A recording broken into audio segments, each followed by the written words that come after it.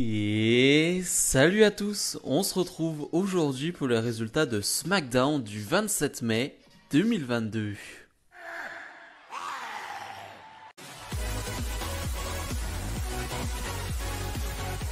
Mais avant de commencer, je rappelle que vous pouvez vous abonner. Voilà, ça faisait longtemps que je vous l'avais pas dit, mais voilà, pensez à vous abonner. On arrive bientôt aux 2000 abonnés. Voilà, il en reste vraiment pas beaucoup, donc n'hésitez pas à vous abonner. Et pour ceux qui veulent aussi, vous pouvez devenir membre de la chaîne. Il vous suffit de cliquer sur le bouton rejoindre. Ça me soutiendra vraiment beaucoup. Et les membres de la chaîne seront remerciés à chaque fin de vidéo. Merci d'avance. Et on ouvre le show avec les nouveaux champions par équipe incontestés, les Usos, qui vont presque faire une promo de Babyface pour commencer. C'est-à-dire que ils nous rappellent que ça fait 12 ans, depuis quelques jours, qu'ils sont à la WWE, qu'il y a eu des hauts, qu'il y a eu des bas, mais que le public a toujours été là, que les fans ont toujours été là, que voilà, il se passe des choses assez folles dans le monde actuel, ce qui est vrai, on vit dans un monde de fous, et que voilà, ils sont juste heureux d'être là en fait, ils sont juste heureux d'être là et de vivre de ce qu'ils font, de ce qu'ils aiment, et finalement, le petit twist, le petit tournant de cette promo, c'est quand ils vont dire, mais finalement on a eu besoin de personne. Et oui, bien évidemment, ça reste des heals, donc finalement on l'avait vu venir ce tournant. Ils vont dire on a besoin de personne, on est arrivé là tout seul et ce n'est pas grâce aux fans. Finalement, Shinsuke Nakamura va arriver, il va dire je vous challenge pour un match pour les titres ce soir avec un partenaire spécial que vous connaissez très bien, c'est Riddle. Et Riddle et Nakamura vont arriver sur le ring. Il va y avoir une grosse bagarre entre les quatre que Riddle et Nakamura vont emporter. Donc plus tard dans la soirée, on aura Nakamura et Riddle face aux Usos. Et ce show commence très bien. Cette promo était vraiment cool et la bagarre qui a suivi était vraiment super. Ronda Rousey, la championne de SmackDown, fait face à Raquel Rodriguez, un match qu'on a déjà vu il y a 2 semaines. Je ne sais pas pourquoi on a ce match, mais en tout cas, on a ce match qui va presque pas commencer parce que finalement, elles vont se faire attaquer par Shayna Baszler et Natalya, surtout Raquel Rodriguez, parce qu'en backstage, il y a toute une guerre, il y a toute une colère qui surgit grâce à Shotzi, surtout parce que finalement, elle trouve que Raquel ne mérite pas cette place, ne mérite pas d'affronter Ronda. Depuis quelques semaines, il y a vraiment une haine qui se crée envers Raquel Rodriguez. Et là, on a pu le voir encore ce soir en backstage. Finalement, Aliyah va enfermer dans les vestiaires Shotzi. Mais Shayna Baszler et Natalya sont bien là. Et finalement, on se retrouve avec un 2 contre 2. Donc Ronda Rousey et Raquel Rodriguez face à Shayna Baszler et Natalya. Pas grand chose à dire sur ce match. Ça dure 5 minutes. Il n'y a rien à signaler. Il y a un petit truc. C'est le fait que Ronda Rousey et Shayna Baszler, qui sont vraiment meilleurs amis dans la vraie vie, ne se frappent pas. Voilà, il n'y a pas de physicalité entre les deux, il n'y a pas de contact entre les deux. Il y a même à un moment donné un petit regard entre les deux. Vraiment, il y a un jeu de regard entre les deux, mais il n'y a rien d'autre. Voilà, ça se frappe pas. Et ça pourrait être intéressant pour la suite s'il devait y avoir une petite histoire entre Ronda et Shayna Baszler. Mais je n'ai pas l'impression qu'il y en aura. Et ça, c'est bien dommage parce que justement, c'est une histoire facile à écrire. Finalement, c'est Raquel Rodriguez qui va donner la victoire à son équipe. Je préfère voir ce match en 2 contre 2 que revoir Raquel Rodriguez contre Ronda Rousey qui n'a pas beaucoup de sens, mais si c'était un match pour devenir challengeuse numéro 1 au titre, là je trouve que ça fait pas beaucoup de sens. Là, les voir en équipe et surtout voir Raquel Rodriguez qui profite de l'aura et on va dire du fait que Ronda Rousey soit quand même assez applaudie, assez appréciée, pour elle aussi obtenir des réactions du public, je trouve que c'est plutôt bien vu. Shanky et Jinder Mahal font face à Los Lotarios. Je n'ai rien compris à cette histoire, à ce match, du pourquoi, du comment. On a Shanky en backstage qui danse, du coup ça énerve Jinder Mahal. Donc ils arrivent un peu en retard sur le ring. On a les Los Lotarios qui essayent encore une fois de draguer l'annonceuse du ring. Je ne comprends rien ce qui se passe. Il va être distrait Shanky par tout ce que font Los Lotarios et finalement il va en profiter pour remporter ce match, Los Lotarios. Et après le match, Shanky va danser devant l'annonceuse du ring. Je ne comprends pas. Déjà, je ne comprends pas. Je devais être pour qui? Qui était le babyface dans cette histoire? Shanky. Franchement, je comprends pas. Je comprends pas ce qu'ils ont fait. Je sais pas si sur les réseaux sociaux il y a eu des choses ou non. J'en sais rien. Mais je ne comprends pas. Je ne comprends pas ce qui s'est passé. Ça me dépasse totalement. Vraiment, ça me dépasse. Kevin Owens Show. Alors oui, Kevin Owens est une superstar de Raw, mais il est à SmackDown et il a pour invité l'un de ses meilleurs amis, Sami Zayn. Et de base, tout commence bien. Tout commence bien parce que finalement, les deux sont d'accord. Sami Zayn est un leader de vestiaire de SmackDown, hein, selon lui, bien évidemment. Il fait partie de la Bloodline.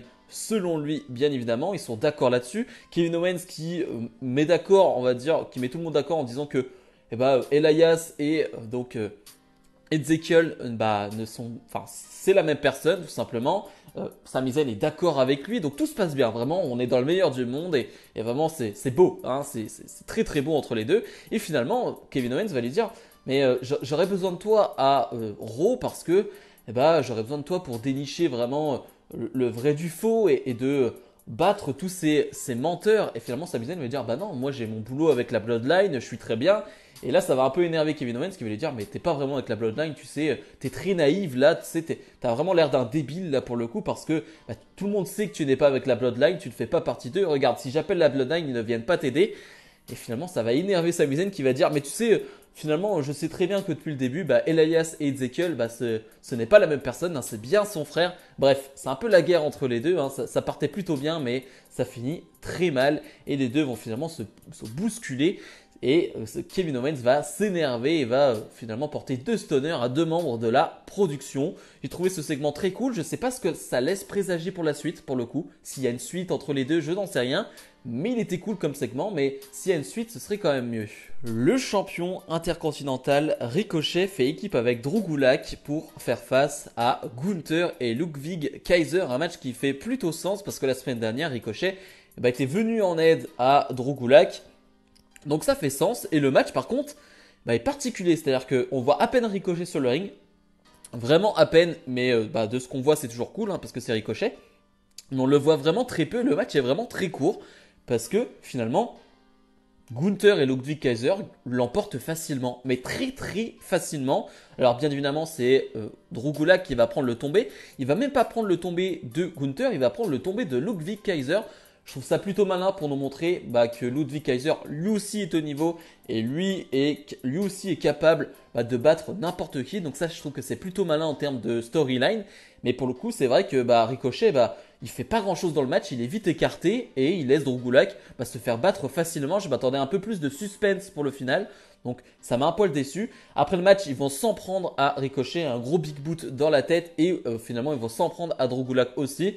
Clairement, on va partir sur Ricochet face à Gunther. Peut-être pour Hell in a Cell, ce serait vraiment cool, hein, je ne sais pas, hein, comme je l'ai dit la semaine dernière, mais ce serait vraiment super. Et le main event, Sheamus, Butch et Ridge Holland font face au New Day. Il y a un adversaire mystère, un partenaire mystère pour le New Day. Et donc le New Day qui va te présenter ce partenaire, et bien ce partenaire, c'est Drew McIntyre. Alors on nous avait teasé vraiment un gros truc la semaine dernière et finalement c'est Drew McIntyre qui arrive. Je suis partagé sur cette surprise, sur ce retour parce que Drew McIntyre on l'a plus vu depuis 3 semaines donc c'est pas un retour de fou non plus. Je suis toujours content de voir Drew McIntyre, faut être honnête, c'est Drew McIntyre, on est content de le voir. C'est juste que là quand on te dit qu'il y a un adversaire mystère, tu te mets à rêver, tu dis que ça pourrait être tel ou tel superstar. Bien évidemment, ceux qui pensaient que ça allait être du Stone Cold ou du The Rock, j'en sais rien, vous êtes fous. Mais voilà, je m'attendais à un petit truc un peu plus croustillant. Là, McIntyre, c'est vrai que c'était convenu, c'était facile. On savait que ça allait être Drew McIntyre et c'est Drew McIntyre. D'ailleurs, en parlant de ce main event, je me suis trompé. Je pensais que c'était Riddle Nakamura contre les Usos en main event. Finalement, ce match aura lieu à Raw ce lundi, donc ça va être intéressant à Raw. Bref, on a un match 3 contre 3, classique WWE. Vraiment, c'est du classique, c'est du très bon match 3 contre 3. En ces derniers temps, on en voit beaucoup en plus des matchs 3 contre 3. McIntyre qui d'ailleurs était dans un match 3 contre 3 pour son dernier match avant son retour.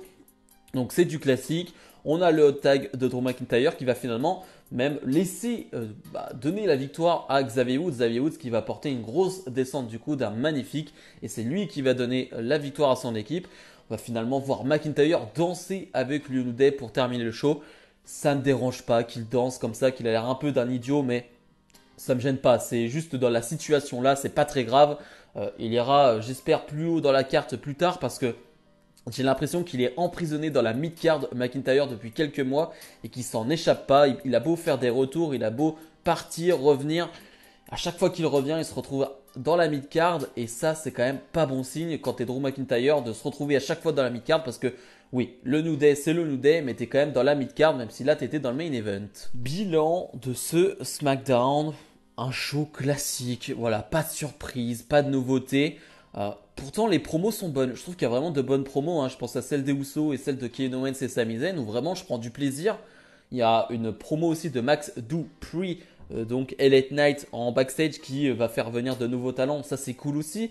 Mais les matchs, il n'y a rien de frais, il n'y a rien de nouveau. Et les matchs ne sont pas bons et on leur laisse pas beaucoup de temps, à part le main event. Voilà, où vraiment c'est un bon match. Le reste, on leur laisse pas de temps et c'est bien dommage parce que voilà, c'est ce qu'on veut à SmackDown. Il y a de superstars, mais on leur laisse pas beaucoup de temps. Je pense à Ricochet par exemple, que j'aimerais voir plus longtemps à la télé. Donc bref, c'est un show moyen. Je trouve que c'est moyen. C'est pas mauvais, c'est pas nul, mais c'est moyen. Tu finis ce show et tu dis, bon, bah c'est fini. Est-ce que je retiens quelque chose? Bah pas grand chose. Donc si je dois donner une note, on va être sur un 5. Un 5 sur 10 parce que bah c'est moyen. C'est vraiment moyen. Bref, comme d'habitude, n'hésitez pas à mettre le petit pouce bleu, à vous abonner. Nous on se retrouve dans la semaine prochaine pour d'autres vidéos. Salut, salut.